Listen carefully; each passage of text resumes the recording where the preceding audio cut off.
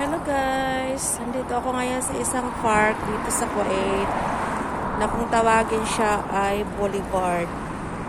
Napakagandang park po ito guys. Ang kalakihan po nito ay nasa 10 hectares daw, sabi nila. Tara guys, pasok tayo. Ito yung main entrance. Ayan. Ang dami dito mga nagja-jogging, nag-walking.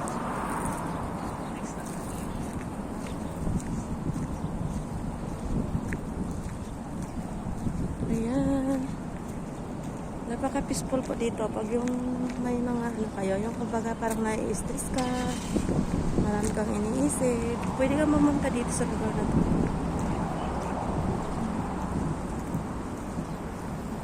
Kasi puro siya punong kahoy, mga bulaklak sa mga paligid. Yan po kasi yung ano dyan, yung may gym. Ano po yung ano dyan? May football court po siya. Ayan. Super relax ka dito pag nandito ka.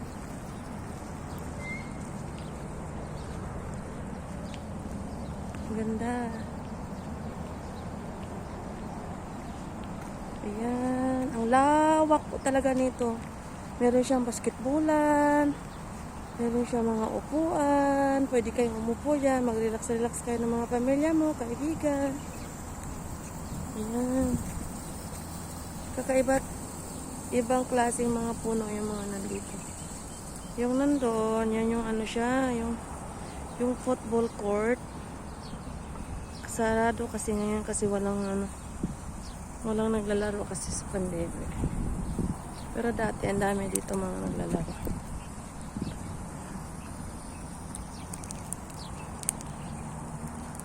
Ayan. Lang. Ay! Naglag yung puti.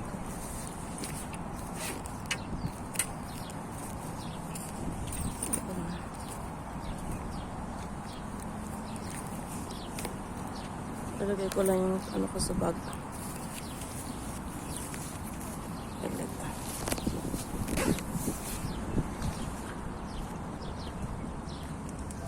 Ay!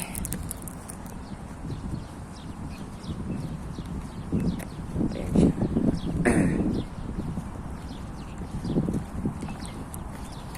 Ayan. Naiwan yung ano ko. Meron siyang libreng gym dito.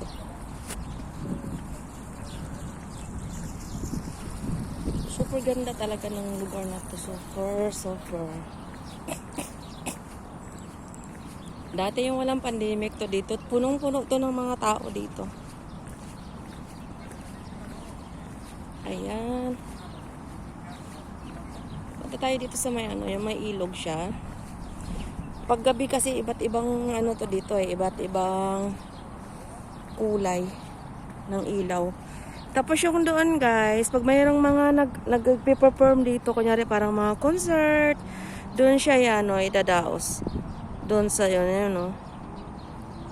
Yan.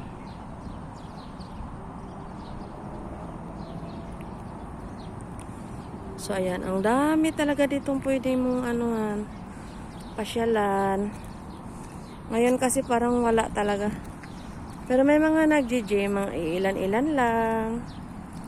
Ayan. Doon naman meron siyang basketball court doon sa dulo. Nakaka-relax dito pag may mga problema ka, may mga iniisip kang mga ano sa buhay, punta ka lang dito. Ang dami dito makikitang mga ano talaga, iba't ibang klaseng puno. May mga ibon. Yan. Ayan yung ibon, no? Lumilipad-lipad pa, oh. Oh, yan. So, parang maalala mo yung kung saan kang, ano, province sa Pilipinas, kung taga-saan ka sa atin. Punta ka lang dito. Sa ano to, guys? Dito to sa Kuwait. Tawagin tong, ano, Boulevard. Yan. Meron na namang ano doon. Meron na naman siyang football doon. Yan daw yung mga pambata. Yung doon sa may isa kanina, yun yung, ano, pang malaki.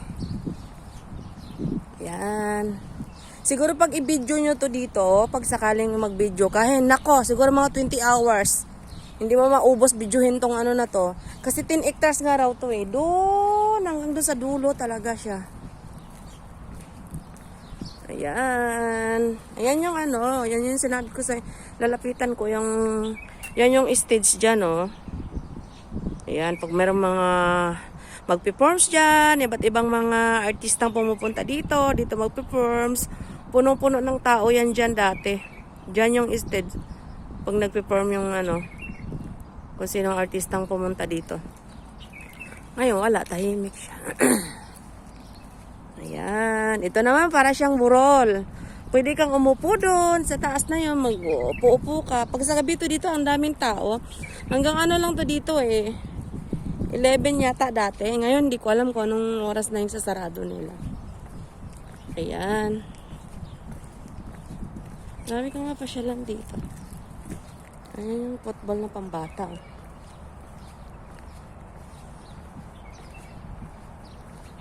Yan, may mga puno ng dates.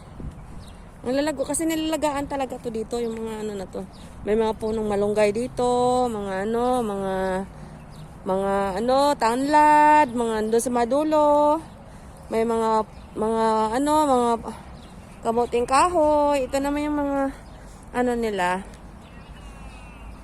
Yung restroom nila. Ayan guys. Stop muna tayo. Mamaya pagpatuloy ko dyan guys ha. Thank you for watching.